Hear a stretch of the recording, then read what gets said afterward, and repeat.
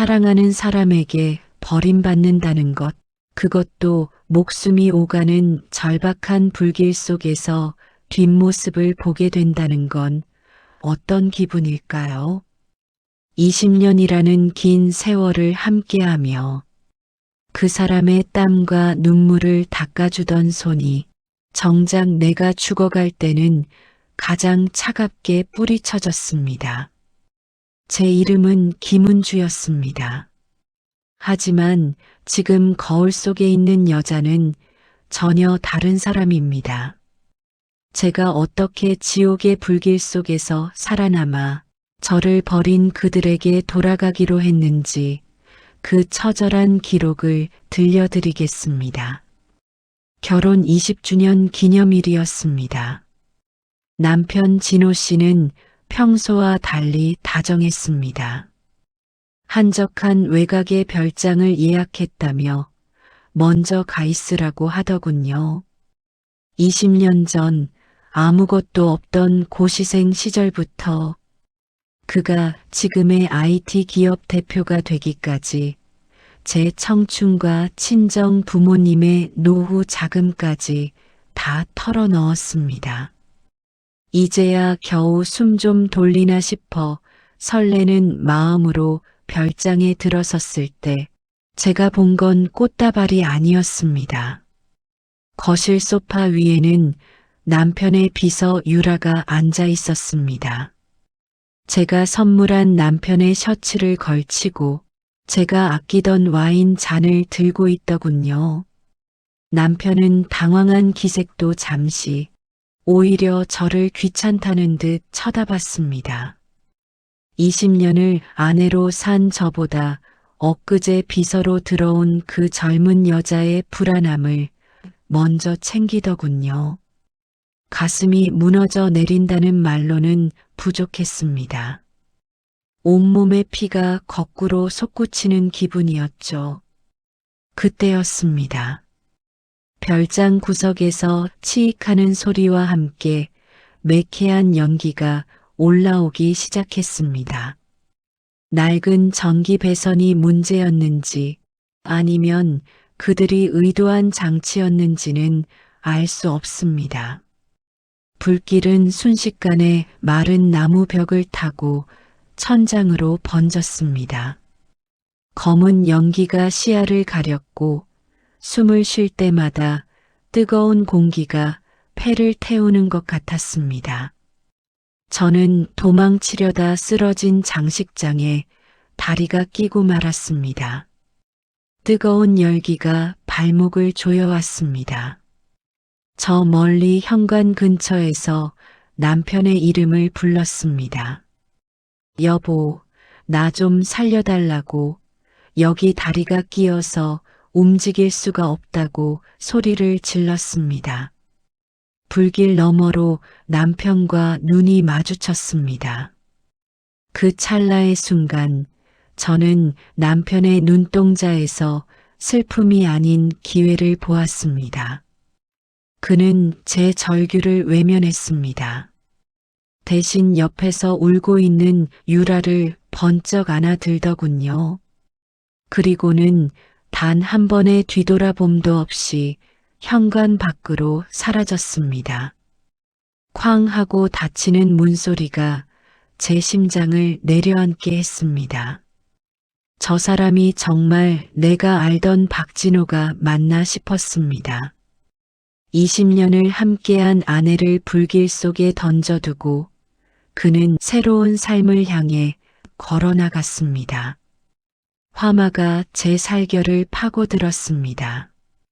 정신이 아득해지는 순간에도 그 비정한 뒷모습만은 잊히지 않았습니다. 죽음보다 더한 배신감이 저를 집어삼켰습니다. 신이 있다면 제발 나를 살려달라고 빌었습니다. 곱게 죽을 수는 없었습니다. 저 사람이 목숨처럼 아끼는 그 모든 것들을 잿더미로 만들기 전까지는 절대로 이대로 끝낼 수 없었습니다. 기적처럼 소방관의 손이 제 의식을 붙잡았습니다. 한 달 뒤 전신 붕대를 감은 채 병실에서 눈을 떴을 때 세상은 이미 저를 죽은 사람으로 치부하고 있었습니다. 텔레비전 뉴스에서는 IT 기업 대표의 부인이 별장 화재 사고로 안타깝게 사망했다는 보도가 나오고 있었죠. 남편은 검은 상복을 입고 눈물을 닦으며 슬픈 표정으로 인터뷰를 하고 있었습니다. 그 가식적인 눈물이 제 화상 입은 피부보다 더 뜨겁게 저를 핥히었습니다. 박진호는 제 장례식까지 치렀더군요. 제가 죽은 자리에 그 상간녀를 앉히기 위해 일사천리로 모든 일을 처리한 겁니다. 제 명의로 되어 있던 주식과 부동산도 교묘하게 자기 앞으로 돌려놓은 뒤였습니다. 병원비조차 낼 길 없는 신원미상의 환자로 남겨진 저에게 유일한 희망이 찾아온 건 그때였습니다.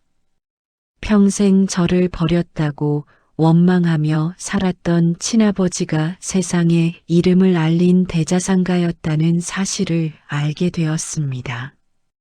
변호사가 들고 온 서류에는 제가 상상도 못할 액수의 유산이 적혀 있었습니다.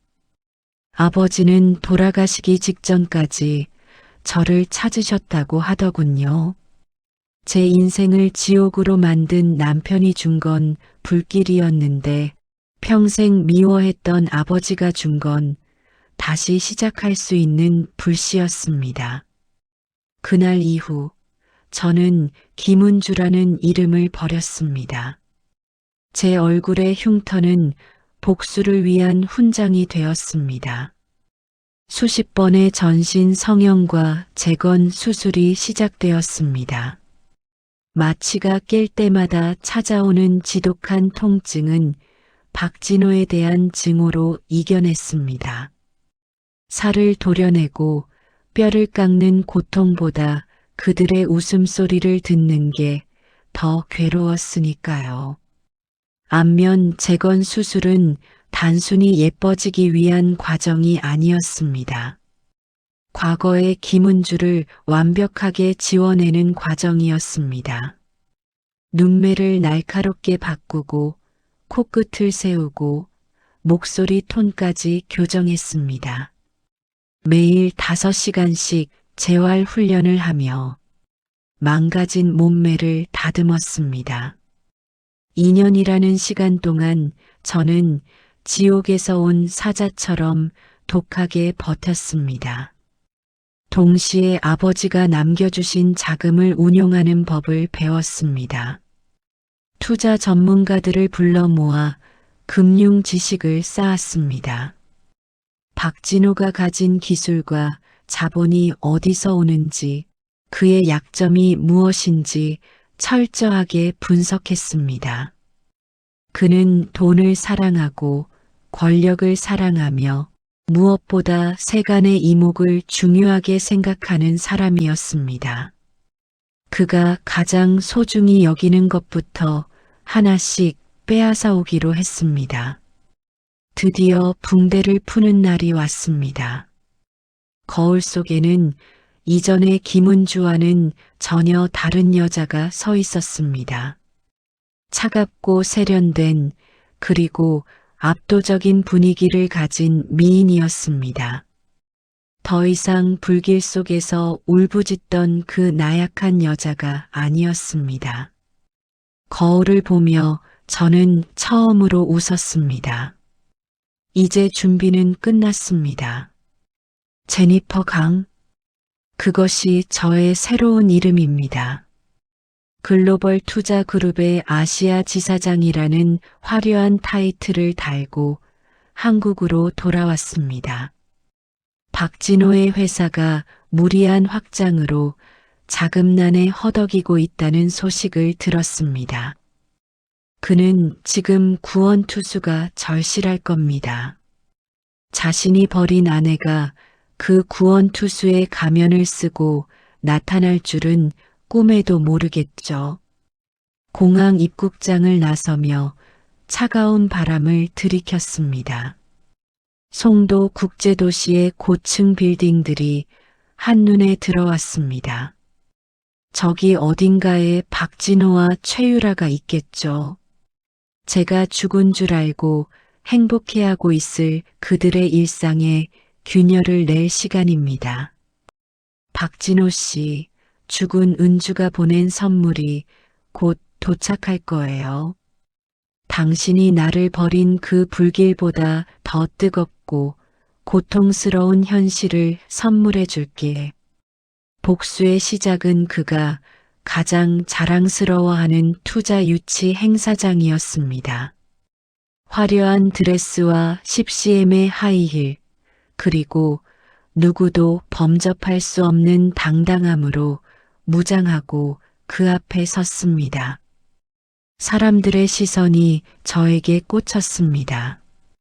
박진호 역시 저를 멍하니 쳐다보더군요. 하지만 그의 눈에는 그리움이 아닌 새로운 사냥감을 발견한 듯한 탐욕이 서려 있었습니다. 그는 저를 전혀 알아보지 못했습니다. 당연하겠죠.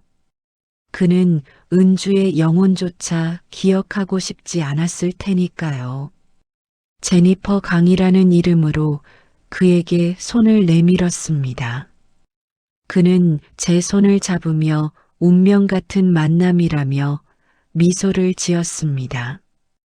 그 가증스러운 손길에 소름이 돋았지만 저는 더 우아하게 웃어주었습니다. 박진호 씨, 당신이 잡은 이 손이 당신을 벼랑 끝으로 밀어넣을 손이라는 걸 곧 알게 될 거야. 당신이 사랑하는 그 여자가 당신을 배신하고 당신이 아끼는 그 회사가 공중분해되는 과정을 지켜보게 해줄게. 지옥에서 돌아온 아내의 초대장에 서명한 걸 환영해. 이제 당신의 차례야. 절망할 준비 됐어? 사람들은 말합니다. 복수는 결국 자신을 갉아먹는 일이라고요. 하지만 저는 다르게 생각합니다. 이 복수는 저를 살게 하는 유일한 이유였습니다. 불길 속에서 제 손을 놓은 그 순간 김은주라는 인간의 존엄성은 무너졌습니다. 이제 저는 제니퍼 강으로서 빼앗긴 제 삶의 권리를 되찾아올 것입니다. 그가 저에게 제안서를 내밀더군요. 자신의 회사가 가진 비전을 열정적으로 설명하는 모습이 우스웠습니다. 그 비전이라는 것들이 사실은 제가 뒤에서 이미 조종해 놓은 늪이라는 사실도 모른 채 말이죠. 저는 여유롭게 와인을 한 모금 마시며 그의 제안을 검토하는 척했습니다. 그의 눈빛이 초조해 보였습니다. 돈과 성공에 목마른 짐승의 눈이었죠. 최유라는 여전히 그의 곁에서 안주인 행세를 하고 있었습니다. 보석으로 온몸을 치장했지만 근본 없는 천박함은 숨길 수 없더군요. 그녀가 저를 시기 어린 눈으로 바라보는 게 느껴졌습니다. 여자의 직감은 무섭다더니 제가 누군지는 몰라도 본능적으로 위협을 느낀 모양입니다. 괜찮아요, 유라 씨. 당신이 가진 그 가짜 보석들이 하나씩 떨어져 나갈 때 당신이 어떤 표정을 지을지 정말 기대되니까요. 이 복수극의 막이 올랐습니다. 저는 이제 서서히 그들을 조여갈 겁니다. 한꺼번에 무너뜨리는 건 너무 쉽죠. 서서히 숨통을 막아가며 자신들이 왜 이런 파멸을 맞이하게 되었는지 뼈저리게 느끼게 해줄 겁니다. 박진호, 당신이 버린 그 불길이 아직 내 가슴 속에서 타오르고 있다는 걸 잊지 마. 이제 그 불이 당신의 성을 집어삼킬 차례니까. 밤이 깊어지고 호텔 창밖으로 보이는 도시의 불빛들이 차갑습니다. 2년 전 그날 저는 죽었습니다. 그리고 오늘 저는 다시 태어났습니다. 이 아름다운 얼굴 뒤에 숨겨진 서늘한 칼날을 그들이 마주하게 될 그날을 위해 저는 오늘도 차갑게 웃어봅니다. 여러분, 제 복수의 다음 이야기가 궁금하지 않으신가요? 이제 진짜 사이다는 지금부터 시작입니다. 내일 아침이면 박진호의 회사 주가는 요동치기 시작할 겁니다. 제가 보낸 첫 번째 경고장이거든요. 그가 당황해서 저에게 전화를 걸어올 모습이 눈에 선합니다. 제니퍼 강 지사장님, 이게 어떻게 된 일입니까? 라고 묻겠죠. 그럼 저는 아주 우아하게 대답할 거예요. 사업에는 변수가 많은 법이죠. 박 대표님. 하지만 걱정 마세요. 제가 있잖아요. 그를 안심시키고 더 깊은 늪으로 끌어들일 겁니다. 가장 높은 곳에서 떨어뜨려야 뼈가 바스러지는 소리가 더 크게 들릴 테니까요. 20년의 헌신을 단 10분의 배신으로 갚은 남자에게 저는 남은 생 전체를 걸고 그 대가를 치르게 할 겁니다. 박진호, 당신의 화려한 몰락을 위해 건배할 날이 머지 않았어. 지옥에서 온 아내가 당신을 기다리고 있으니까. 한때는 그를 위해 목숨도 바칠 수 있다고 생각했습니다. 하지만 이제는 그를 위해 그의 모든 것을 바치게 할 겁니다. 김은주는 죽었지만 제니퍼 강은 결코 패배하지 않습니다. 여러분도 제 복수의 여정에 끝까지 함께해 주시길 바랍니다. 과연 박진호는 자신이 버린 아내를 알아보게 될까요?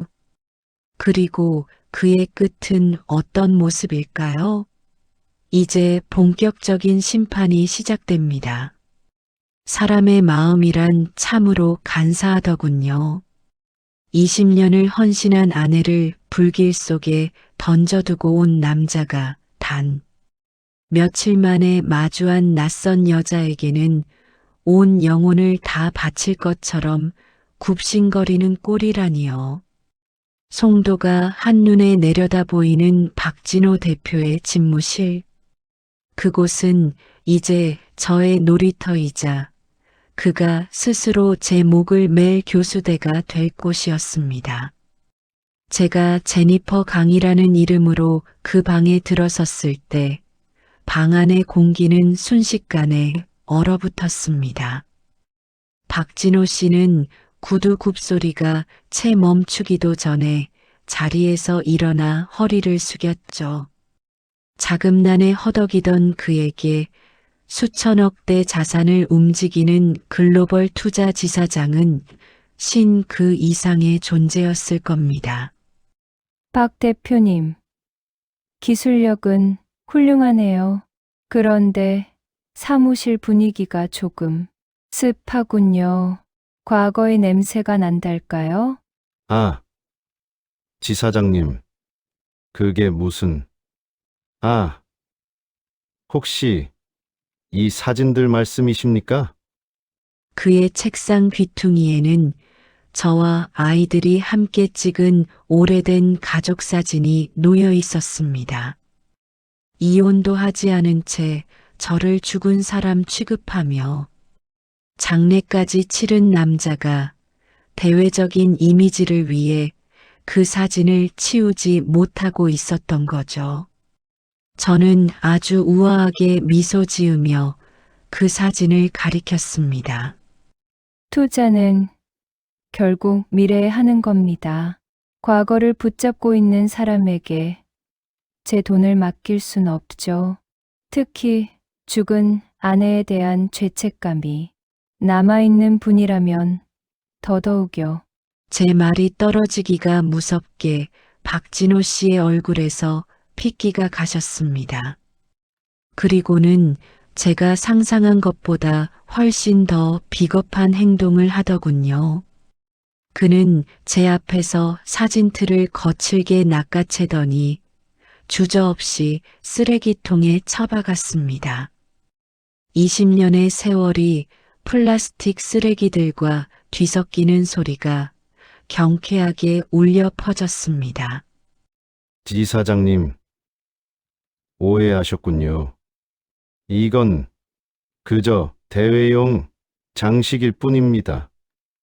저에게 과거란 없습니다. 오직 지사장님과 함께할 미래뿐이죠. 그는 제 관심을 얻기 위해 저를, 아니, 예전의 김은주를 철저히 지워내기 시작했습니다.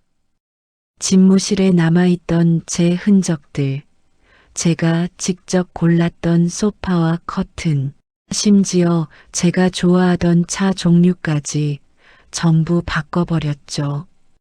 저를 죽음으로 몰아넣은 남자가 이제는 저를 유혹하기 위해 저의 흔적을 지우는 이 기막힌 역설. 저는 그 광경을 보며 소름 끼치는 쾌감을 느꼈습니다. 하지만 복수의 진짜 묘미는 이간질에 있죠. 박진호 씨의 곁에는 여전히 그날의 공범, 최유라가 있었습니다. 그녀는 불안해 보였습니다. 제니퍼 강이라는 여자가 등장한 이후 박진호 씨의 눈빛이 변했다는 걸 그녀도 본능적으로 느낀 겁니다. 저는 그 틈을 놓치지 않았습니다. 유라 씨, 박 대표님이 참 다정한 분이죠. 어제 저에게 그러시더군요. 유라 씨는 그저 잠시 스쳐 지나가는 인연일 뿐이라고. 비즈니스 파트너로서는 지사장님 같은 급이 필요하다면서요. 최유라의 눈빛이 흔들렸습니다. 질투라는 독은 한번 퍼지기 시작하면 멈출 수 없죠.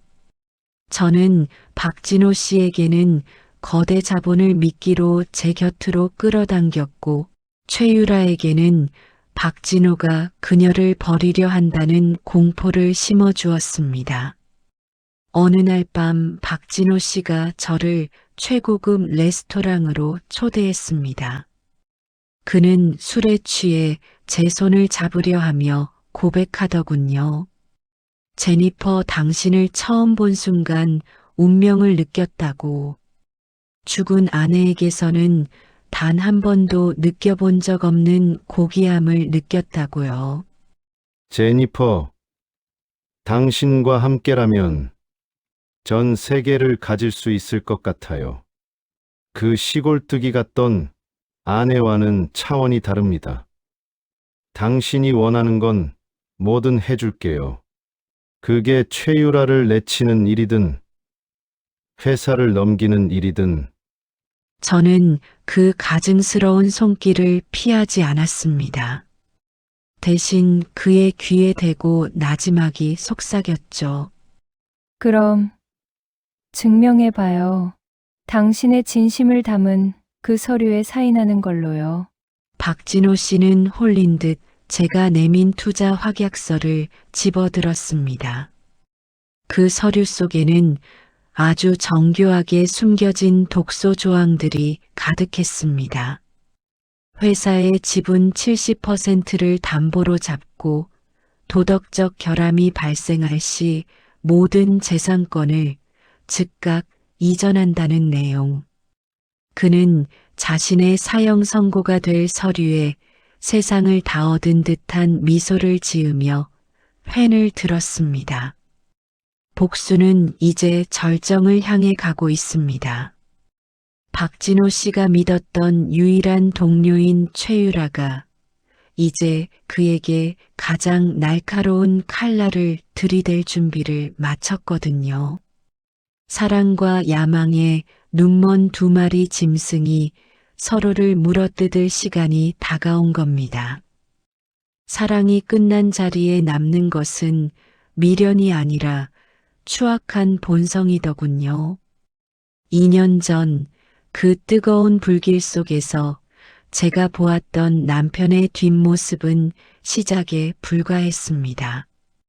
이제 저는 그가 가장 믿고 의지하던 내 연녀, 최유라의 손을 빌려 그의 숨통을 조이려 합니다. 짐승들이 서로의 목덜미를 물어뜯을 때 풍기는 그 비릿한 냄새가 송도 국제도시의 고층 빌딩 숲을 가득 채우기 시작했습니다. 어느 날 오후 제 사무실로 최유라가 찾아왔습니다. 보석으로 온몸을 휘감았지만 불안하게 떨리는 눈동자까지는 가리지 못했더군요. 그녀는 제가 박진호 대표와 단둘이 시간을 보내는 것이 미칠 듯이 견디기 힘들었을 겁니다. 저는 그녀에게 아주 향이 좋은 차를 대접하며 독이 든 말을 건넸습니다. 유라 씨, 박 대표님이 참 냉정하신 분이더라고요. 어제 제게 그러시더군요. 유라 씨는 그저 사업상 필요해서 곁에 둔 소모품일 뿐이라고요. 투자가 결정되면 제일 먼저 정리할 거라며 제 눈치를 보시는데 제가 다 민망했어요. 최유라의 찻잔이 잘게 떨렸습니다. 그녀의 얼굴은 순식간에 불그락푸르락 변했죠. 질투라는 감정은 참으로 무섭습니다. 2년간 쌓아온 신뢰가 단 한마디의 의심으로 무너져 내리는 건 찰나더군요. 그녀는 박진호가 절대 그럴 리 없다며 소리를 질렀지만 저는 알고 있었습니다. 그녀의 마음속에 이미 파멸의 씨앗이 뿌려졌다는 것을요.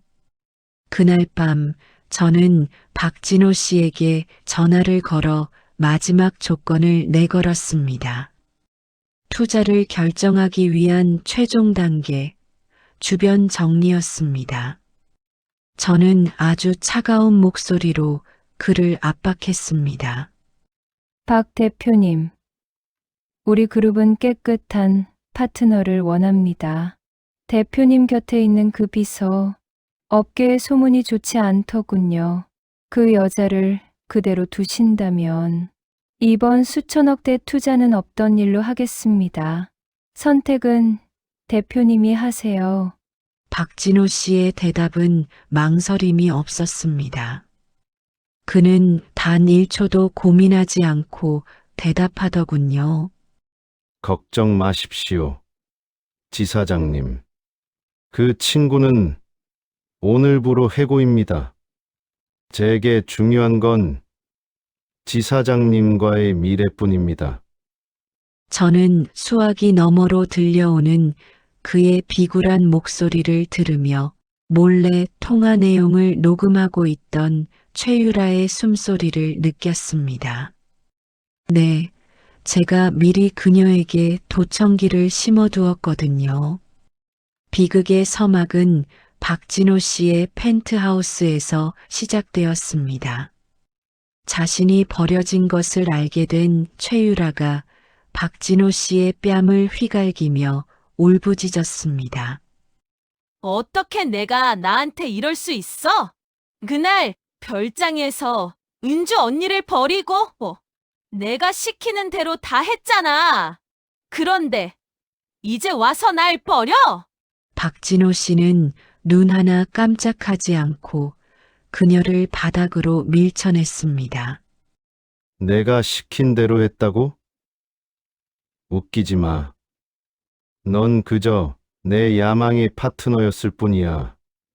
이제 더 큰 판이 벌어졌는데 너 같은 게 내 앞길을 막아? 당장 내 집에서 나가. 2년 전 저에게 보여주었던 그 냉혹함이 이제는 그녀를 향하고 있었습니다. 바닥에 주저앉아 오열하던 최유라는 결국 저를 찾아왔습니다. 그녀의 손에는 작은 USB 하나가 들려 있었죠. 2년 전 별장 화재 당시 박진호 씨가 유라와 짜고 의도적으로 배선을 조작했던 정황이 담긴 녹취록과 블랙박스 영상이었습니다. 그녀는 박진호를 파멸시킬 수만 있다면 무엇이든 하겠다며 제 앞에 무릎을 꿇었습니다. 지사장님, 제발 저 좀 살려주세요. 박진호 그 인간, 괴물이에요. 은주 언니가 죽어갈 때 옆에서 웃던 사람이라고요. 이 자료면 그 인간 매장할 수 있어요. 제발 복수해 주세요. 저는 그녀를 가련하게 내려다보며 속으로 비웃었습니다. 유라 씨, 당신도 공범이야. 하지만 박진호부터 무너뜨려야 하니 일단은 당신의 복수심을 이용해 줄게. 저는 그녀가 건넨 자료를 소중히 챙겼습니다. 이제 박진호 씨의 목을 칠 작두가 완성된 셈이죠. 마침내 운명의 투자 체결일이 밝았습니다. 송도의 최고급 호텔 연회장에는 수많은 기자와 정재계 인사들이 모여들었습니다. 박진호 씨는 턱시도를 차려입고 마치 세상을 다 얻은 왕처럼 거만하게 서 있었습니다. 그는 제가 나타나자 달려와 제 손등에 입을 맞추며 속삭였습니다. 제니퍼, 당신은 내 구원자입니다.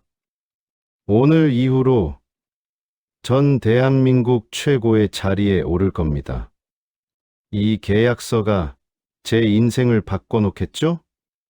저는 아주 우아하게 미소 지으며 대답했습니다. 그럼요. 박 대표님, 이 계약서는 당신 인생을 아주 확실하게 바꿔놓을 겁니다. 장담하죠? 계약서 서명식 현장. 그는 수천억 자산이 자신의 주머니로 들어올 것이라 믿으며 거침없이 펜을 놀렸습니다. 하지만 그가 사인한 계약서 하단에는 아주 작은 글씨로 도덕적 결함 및 형사처벌 시 모든 자산은 투자지사장에게 귀속된다는 조항이 명시되어 있었습니다. 그는 제 유혹에 눈이 멀어 그 독소 조항을 읽지도 않은 채 도장을 찍었습니다. 서명이 끝나고 샴페인 잔이 오가는 순간 장내의 대형 스크린이 갑자기 켜졌습니다. 그리고 그곳에서는 박진호 씨가 최유라와 공모해 저를 죽이려 했던 그날의 대화와 화재 속에서 제가 살려달라고 외칠 때 그가 비웃으며 떠나던 영상이 흘러나오기 시작했습니다. 연회장은 순식간에 아수라장이 되었습니다. 기자들의 카메라 플래시가 박진호 씨의 당황한 얼굴을 향해 터졌고 사람들의 비난 섞인 웅성거림이 파도처럼 밀려왔습니다. 박진호 씨는 제 옷자락을 붙잡으며 비굴하게 매달렸습니다. 지사장님, 이게 어떻게 된 일입니까? 저건 조작입니다. 누가 저런 걸? 제발 믿어주세요. 저는 그의 손을 차갑게 뿌리치며 천천히 그의 귀에 입술을 갖다 댔습니다. 그리고는 2년 전 그가 그토록 혐오하며 쓰레기통에 버렸던 김은주의 목소리로 나지막이 말했습니다. 박진호, 죽은 은주가 보낸 선물이야.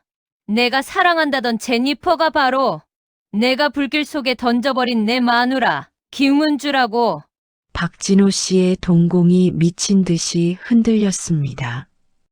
그는 제 얼굴을 뚫어지게 쳐다보며 뒷걸음질을 쳤습니다. 말도 안 돼.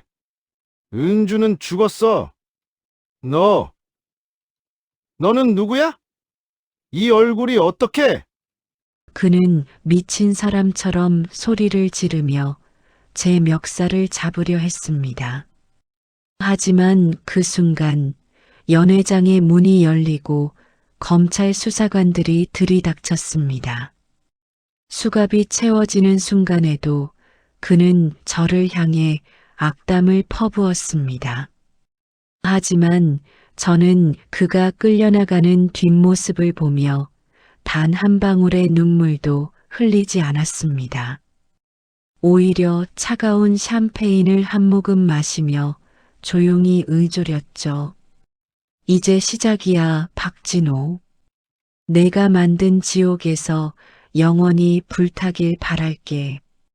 옆에서 떨고 있던 최유라 역시 공범으로 체포되었습니다. 그녀는 억울하다며 저를 쳐다봤지만 저는 그녀를 외면했습니다. 복수는 가해자들끼리 서로를 파멸시키게 만들었을 때 비로소 완성되는 법이니까요. 박진호 씨가 가진 모든 재산권은 계약서에 따라 제 이름으로 이전되었습니다. 그가 목숨보다 아끼던 그 화려한 성이 이제는 저의 차가운 칼날이 되어 그를 베어버린 겁니다. 모든 소음이 썰물처럼 빠져나간 연회장은 기묘할 정도로 적막했습니다. 화려한 샹들리에 조명 아래 흩어진 샴페인 잔들과 찢어진 계약서 조각들이 마치 전쟁터의 잔해처럼 보였죠. 저는 홀로 무대 위에 서서 텅 빈 객석을 내려다봤습니다. 2년 전 별장의 그 뜨거운 불길 속에서 제가 보았던 마지막 풍경은 절망이었지만 오늘 제가 마주한 풍경은 차가운 정이었습니다. 이제 더 이상 제니퍼 강이라는 이름 뒤에 숨을 필요가 없었습니다. 저는 화장실로 들어가 거울을 마주했습니다. 완벽하게 세팅된 머리, 날카로운 눈매, 오뚝한 콧날. 거울 속 여자는 여전히 낯설었지만 그 눈동자만큼은 예전의 김은주 그대로였습니다. 저는 화장솜을 꺼내 짙은 화장을 하나하나 지워내기 시작했습니다. 가면을 벗어 던지는 기분이었죠.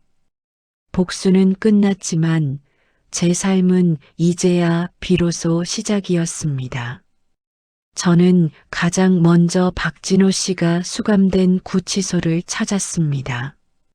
마지막으로 제 눈으로 그의 몰락을 확인하고 제 마음속에 남은 마지막 티끌 같은 미련까지 불태워버리고 싶었거든요. 유리병 너머로 나타난 박진호 씨는 불과 며칠 만에 10년은 늙어 보였습니다. 번듯하던 수트 대신 푸른 수의를 입은 그는 제 얼굴을 보자마자 미친 사람처럼 유리를 두드렸습니다. 은주야, 은주야 맞지? 내가 어떻게 정말 살아 있었던 거야? 제발 나 좀 살려줘. 우리 아이들을 봐서라도 내가 힘 좀 써주면 안 될까? 너 지금 돈 많잖아. 최고의 변호사 선임해주면 내가 평생 내 발치에서 개처럼 살게. 그 처절한 국어를 보며 깨달았습니다.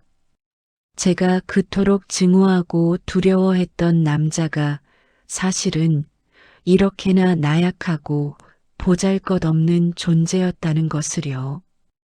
20년을 함께 살며 제가 신처럼 모셨던 그 남자는 자본의 논리 앞에 비굴해지는 가련한 죄수일 뿐이었습니다.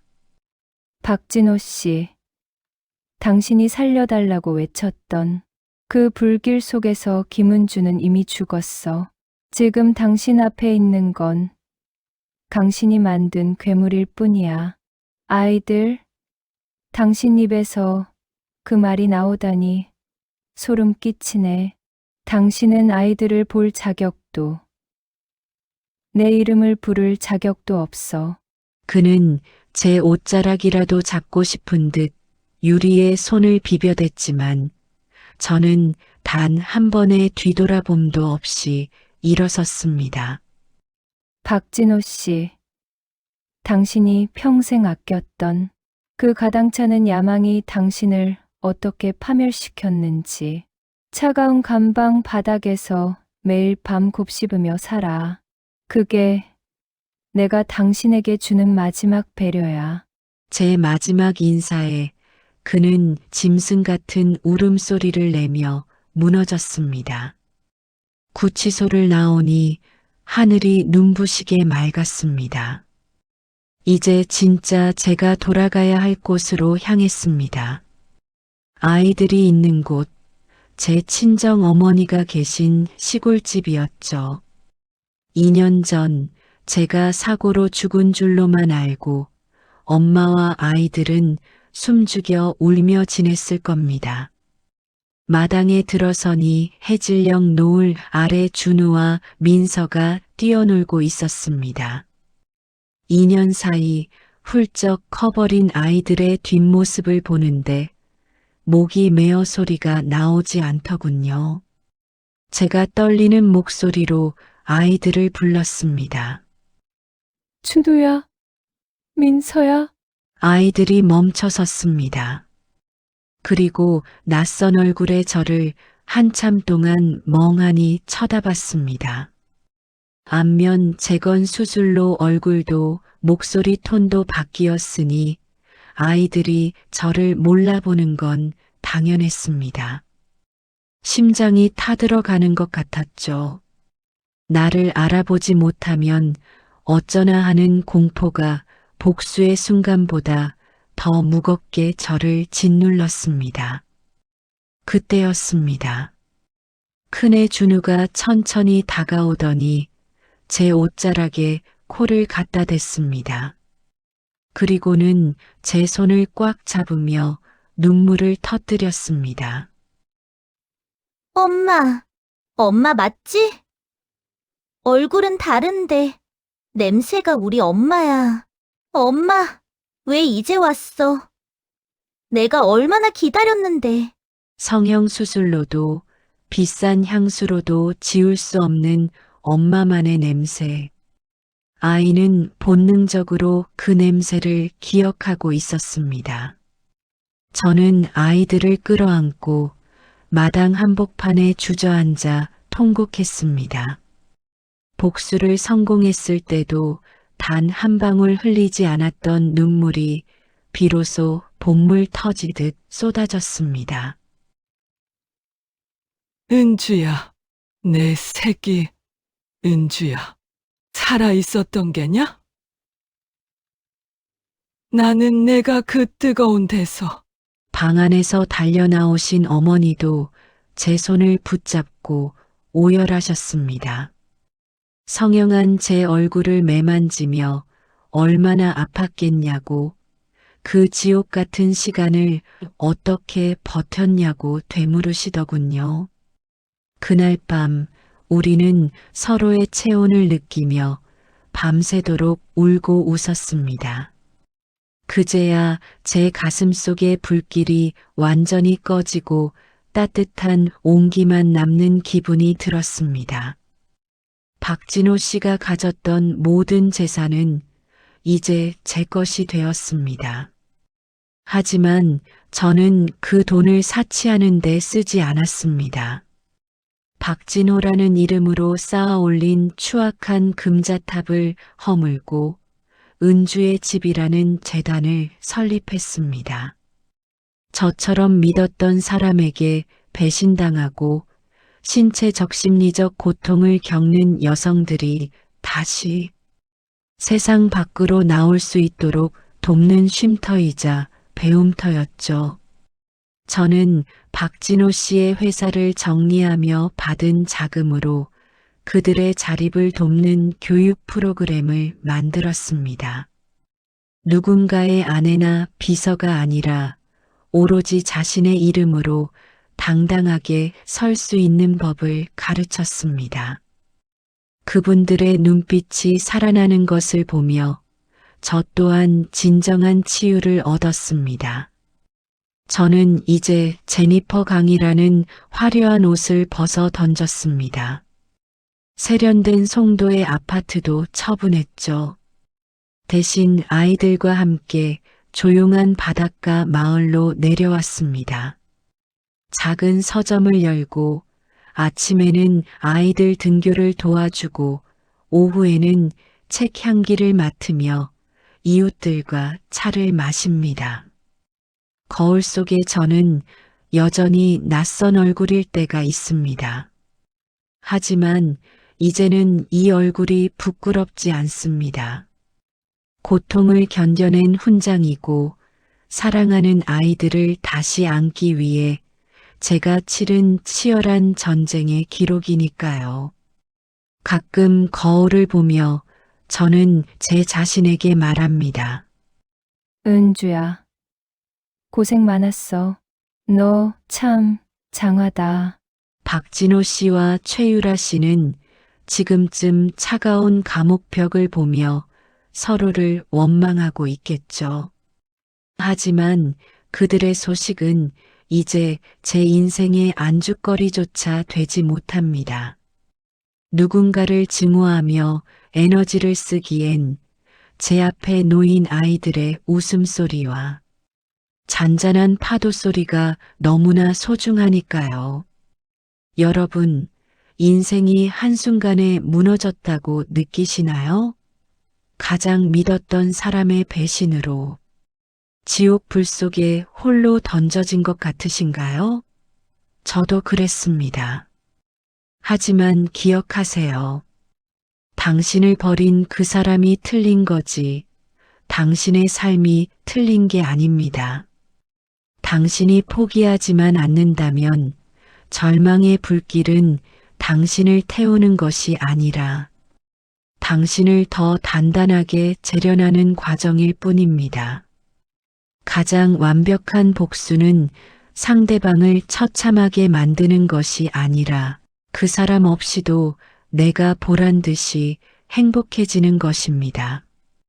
저는 오늘 그 행복의 정점에 서서 여러분께 이 이야기를 들려드리고 있습니다. 이제 제 복수극은 정말 여기서 끝입니다. 하지만 인간 김은주의 진짜 인생은 이제 막 시작되었습니다. 20년 동안 남을 위해 살았던 제가 이제야 비로소 저 자신을 위해 숨을 쉬고 있습니다. 제 이야기를 끝까지 들어주신 소중한 구독자 여러분, 당신의 삶에도 반드시 사이다 같은 시원한 반전이 일어날 겁니다. 절대로 자신을 놓지 마세요. 당신은 그 자체로 충분히 아름답고 귀한 사람입니다. 오늘 하루도 당신의 이름으로 당당하게 그리고 가장 행복하게 사시길 진심으로 기도하겠습니다. 지금까지 지옥에서 돌아와 꽃길을 걷게 된 김은주였습니다. 긴 시간 함께 해주셔서 진심으로 고맙습니다.